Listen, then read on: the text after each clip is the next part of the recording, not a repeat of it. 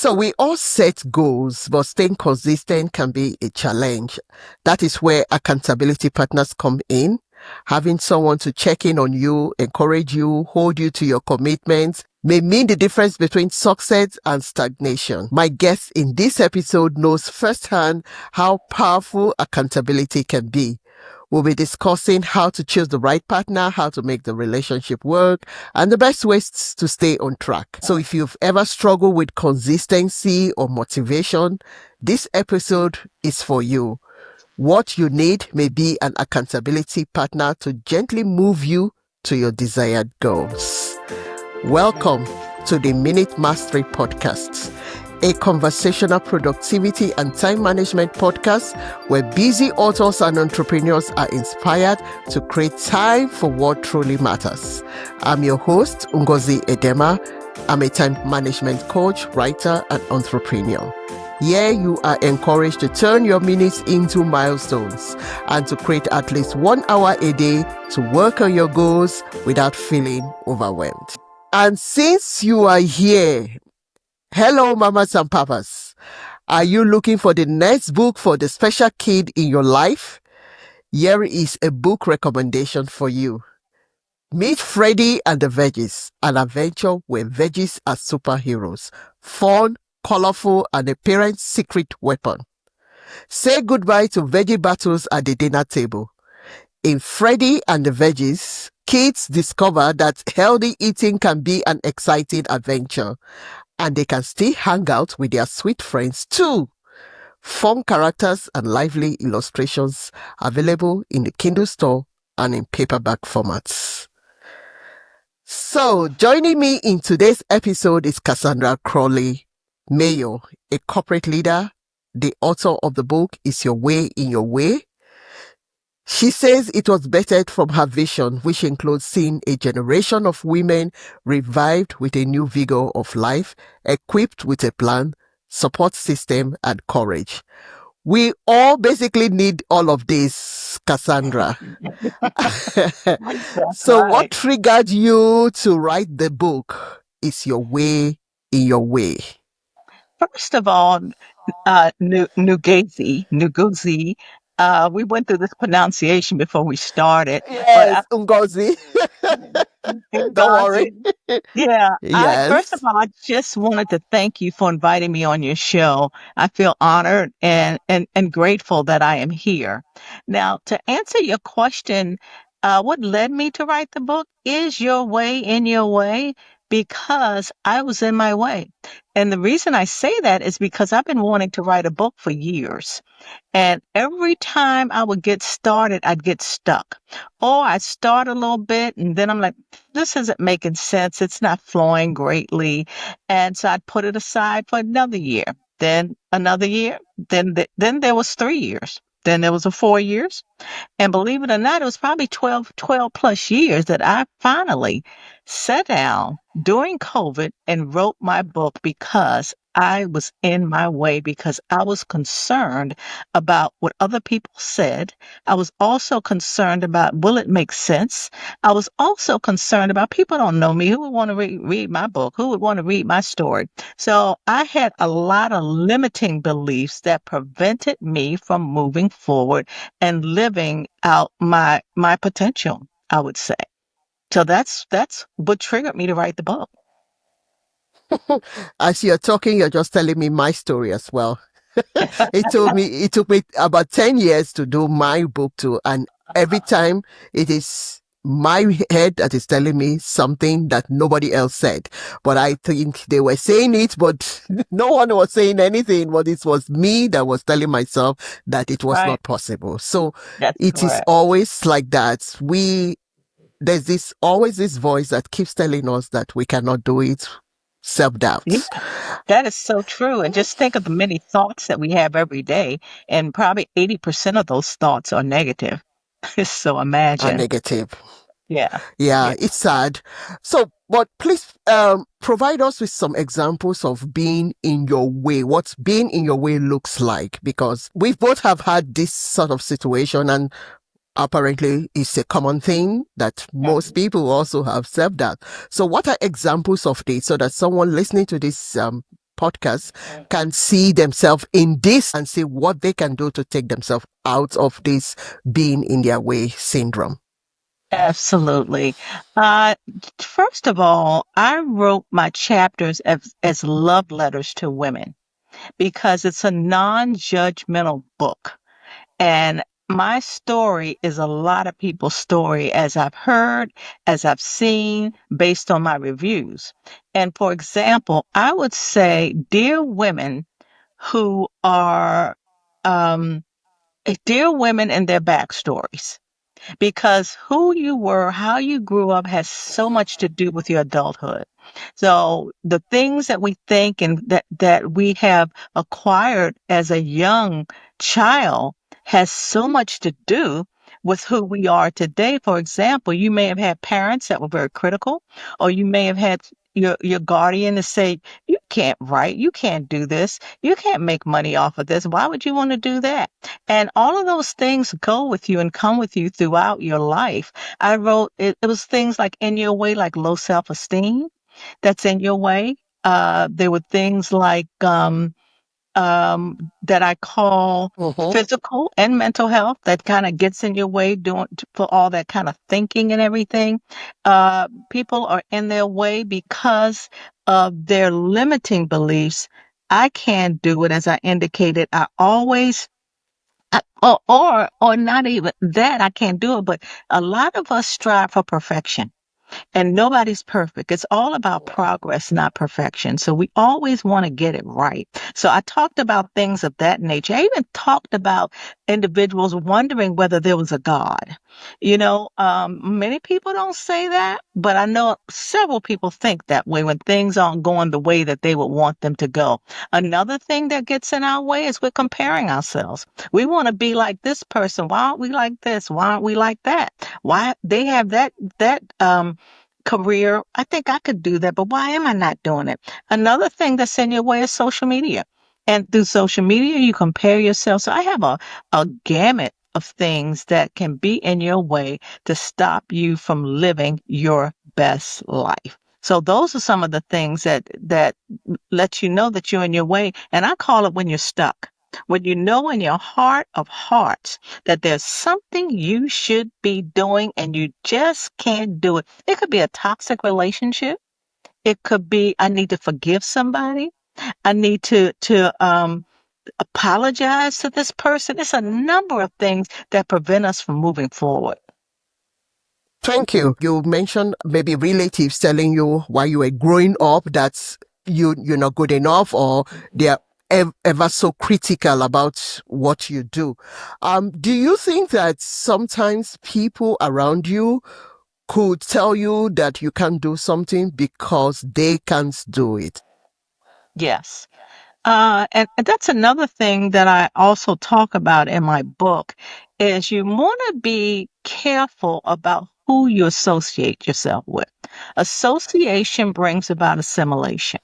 And if you're not with the right people mm, tapping on your shoulder and said, it could be envy. It could be they don't want to see you do well. Those are individuals that you need to move away from because they can prevent that. You want people to encourage you. You want like a coach or a mentor or accountability partner. You would like individuals that have your best interest at heart. And that is so, so critical. So I always say, get yourself a board of directors, a personal board of directors. Get somebody like, for example, I have a board of directors. I have one that's my spiritual girl. When I need to hear something from God, I call her. Somebody, my financial person. I have somebody that's a coach. I have somebody that's a mentor. So I have a lot of I have somebody that's an attorney that I can turn to on my board to inquire and ask questions that I'm not certain about. So you have this network of support system that can help you when you are feeling low, when you don't feel like moving. You have Yes, these people to push you and tell you this is the way to go. You know you can do it. Keep going. yes, yes. That's So, has there ever been anything deep inside where you knew you should be doing something, but you did not? If so, share, and how did you move forward? Well, I'm going to use my book again. I knew within my heart of hearts that that should be something that I'm doing. And I just kept putting it off and putting it off. And the interesting thing about it, it stayed in my spirit. I could not shake it. I would even tell individuals, I'm going to write a book, so they can hold me accountable. And they would say, well, what happened to the book? I'm like, I don't know. Um, and I just knew you just have a knowing. It's like you have a fire in your belly that you know there's something that you want to do. What's been in the back of my heart? And that right there, I couldn't shake it. I could not shake it. And now I know after I wrote the book, I know that was something that I was supposed to do. Now, however, I have another book in me and I'm procrastinating. I'm like, just to get started. But I know it's going to be something nudging me to say, let's get moving. Let's get moving. That's because I'm procrastinating. So, do you think people procrastinate when things are too overwhelming? Oh, absolutely. But, I always say you do what you want to do. If this is something you want to do, you have to prioritize it, and commit. And I also think, even with me, I had an accountability partner, and I still do. And you ask the question, I always say, well, why do you need one? Well, we are not to be, and we don't grow in isolation. We are created to make connections.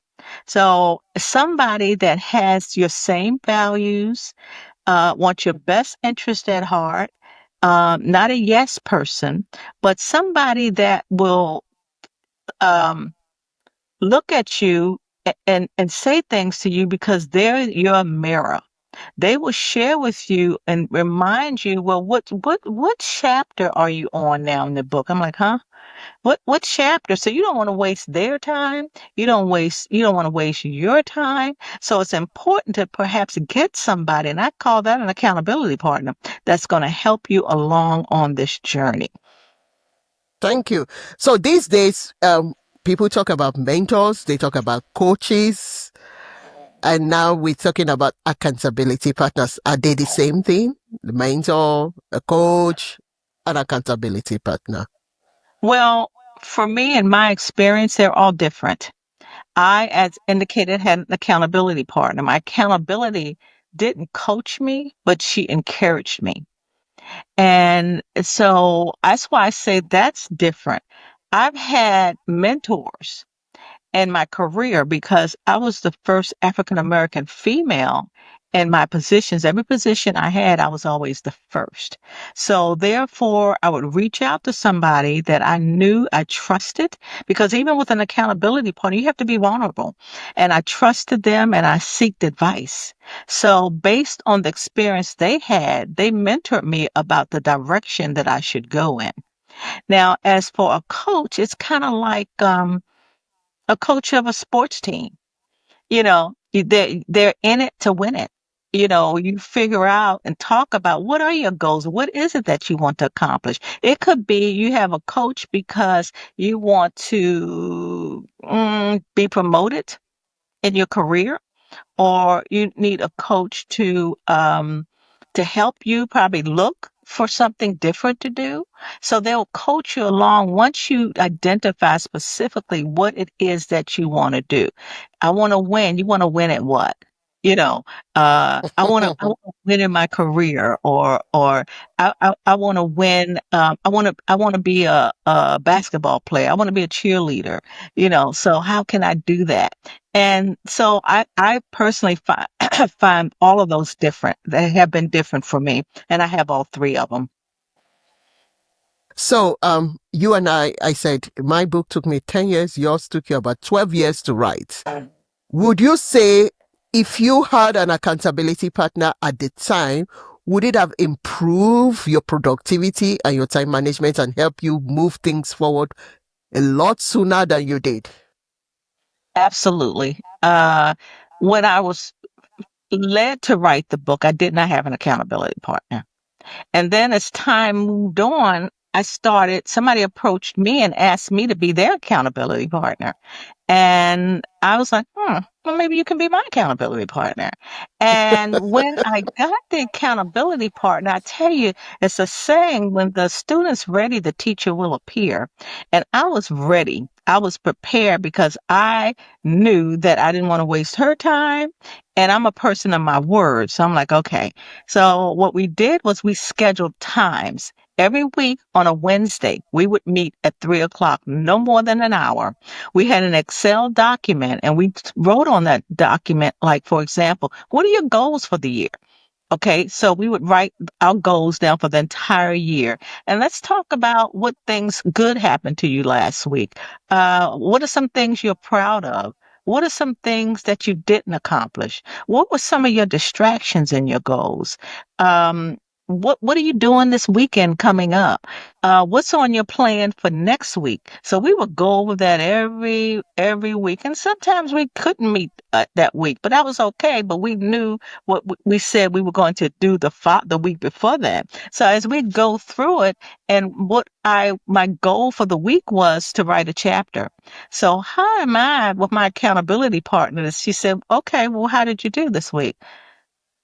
What are you didn't do?" I'm like, "Well, I didn't write a chapter, like I said." And they're not there to judge you. It's not a judging thing. Like, what do you mean you didn't do? It's nothing like that, you know. So I would say, okay, so I would not want to meet with them the following week and did not do what I committed to do. Hmm. So that was very helpful for me. Thank you. So it's not so you don't want to offend them, you don't want to waste their time. That's Now, correct. because you've been through the process yourself, if someone is listening to this episode, what are the qualities they should be looking for if they're choosing an accountability partner? I Because you would, can't just pick anyone. that's right. I would say who has the same values that you have. Um, Also to um have somebody that has been through perhaps what you've been through and kind of understand, um and also to see whether they have a vision, have something that they're looking forward to, a goal or something like that. Somebody you trust is very important, because I said previously, it requires vulnerability. Not a judge, it's just somebody that will hold a space for you to grow and that you don't get offended. You know, somebody that can speak with you as non-judgmental or condescending, like they know more than you. Know individuals like that. And if you don't know, one of the things that I do in my business is I'm an accountability partner for somebody. So, if you're listening and you're looking for one, contact me as an example. But if you're not interested and you know somebody else, then I would do that too. I would reach out to somebody else. But and I kind of want to talk about a call to action for a minute. If an Okay. individual is really, really serious about becoming the best version of themselves, I encourage them, I champion them to find an accountability partner. Th- That's my call to action to your listeners. Thank you. So, getting an accountability partner, we are clear on that. Mhm. So, what are the can you think of any common mistakes that people make when they are choosing one? Because sometimes your Mhm. accountability partner can even be your family, somebody from a member of family, can be a Mhm. friend. Mhm. Um, but what are common mistakes? Because I've seen situations where people have accountability partner and they, like you said earlier on, they, they fell apart eventually because things didn't work out between Mhm. them. Mhm. Um, Yes. yeah, what I would suggest is create boundaries. Standards. Like, for example, we're going to meet on this Wednesday at 3 o'clock. Set the tone, also have questions, and make sure on your spreadsheet or whatever you use that you make sure the goals you want to accomplish are on there. And for that individual to follow up weekly whenever you meet. And also, you kind of set the standard. I'm serious about this. Now, if it's something that you want to be the best version of yourself, then let's do that. If not, let's do that. We're not here to waste each other's time. We're here because we have each other's best interest at heart. And you will know, it's like you set the tone. Like, okay, I know they're serious now. This chick or this man or whomever, they don't play. So if you're not going to be there, it's just like, I'll give you a great example. I wanted to learn how to play golf, and I Mhm. had a cousin that plays golf, and I was late for tea time, and these are golfers now, they're serious. And I was late and I walked in there. He said, let me tell you something. He said, he said, we not only do we pay for this, but we're real serious. So if you can't be here on time for tea time, then this game is not for you. And you know what? I never went back because he was serious. They were not playing. So I was like, okay, all right. And that was the last time I had gone to that, because you can tell when somebody's serious. So don't get, this is my thing. I don't, I don't, this, I don't really connect with family in that way because it's business. I'm trying to enhance my career. Family can be, I mean, family's fine. I mean, what can we do without the family? But sometimes it's like mixed signals. You all may have had an argument or something happened to this cousin over there, and it's just tension. So I like personally to separate family from my business. I like that. So, how can someone set up an effective accountability system that actually leads to results? Because we all want real results. So, Mhm. you've talked now that we can't, it's best to leave family out of this, which I do Yeah. agree with you. Because Mhm. I've had family stay in their space, and when it comes to real business, you get someone to help you out. So, Right. how can you set up an effective accountability system so that, like, somebody is leaving this show this afternoon or anytime they listen, they want to know exactly what they need to do right now? hmm Well, first of all, you have to set your goals. And I always suggest that you set 3 goals for the year.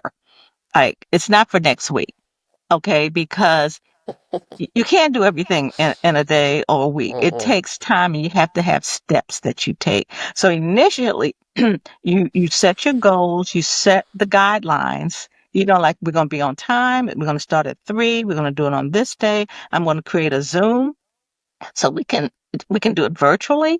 Initially, we did in person, but that didn't last very long because of stuff that happened. And also, there are times where you can't meet. And that's okay. So you reschedule for the next week. And also, every quarter, you go over their goals. How did you do on your goals? Did you, like, for example, I have my accountability partner. She wants to memorize 20 scriptures. So, so following week when we meet, I'm like, how many scriptures did you learn last week? Well, 2. I said, what are they? And she knows I'm going to ask, so you can't like sugarcoat it.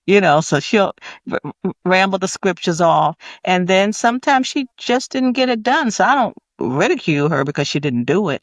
But we respect each other. We respect each other's time. And if we want to be effective and if we want to put the best version of ourselves out there, then we're committed. You have to have the commitment. That's critical. You can't just like, yeah, I'm gonna do this. And you kind of do like my cousin said, look, if you really don't want to do this, we don't have to. And say it in a nice way. We don't have to do this. And like I said, when you see their tone and their temperament, you're like, oh, they serious. Okay, I don't think I can do that. And then it's kind of like, uh, and sometimes I will challenge them. Why can't you? What? And those are where the limiting beliefs come in. I'm too busy. That happens a lot. I don't have the time, but you know what? You have the time to do what you want to do. You make the time. If you have to get up at 5 in the morning, you know, and I tell you, like Serena and Venus, sh- um, Venus was Serena's accountability partner. They're family though, but they're serious. So that's what she depended on her sister because they both play the same game. They both want to win. They both want to be successful. So, hey, and like I said, you can't do anything in isolation. You can't do anything by yourself. You need people to support you. You need the resources. You need encouragement. You need those things to help you become the best version of yourself.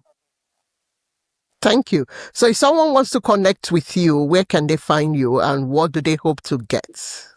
Well, they can find me on my website on CassandraCrawley.com. They can email me at Mayo, like Mayo Clinic, at CassandraCrawley.com. I'm on Instagram, CassandraCrawley.com. I'm Mhm. also on Facebook, LinkedIn, TikTok. X. So I'm on basically all the social media platforms. And I also have a podcast. And my podcast is titled Is Your Way in Your Way? It's a podcast about empowerment. Okay, that's Yeah, cool. So we'll absolutely. put the links in this episode, your website and your podcast in this episode Thank you. show notes. Thank you very much for coming to the show, Cassandra. Appreciate the time you've given me. Thank you. Thank you. So, accountability partners aren't just helpful, they are essential. The right person can push you beyond your comfort zone. They can keep you motivated and make sure you follow through on your goals. So, if you're serious about improving your time management and productivity, I challenge you to find an accountability partner. Like Cassandra mentioned earlier on, that is your call to action on this episode. Set clear expectations, check in regularly, and commit to the process. Thanks for tuning in to the Minute Mastery podcast. If you have found this episode helpful, please share it with someone who could use more time in their day. And remember to subscribe and leave us a review. Until next time, you are in control of your time and you've got this.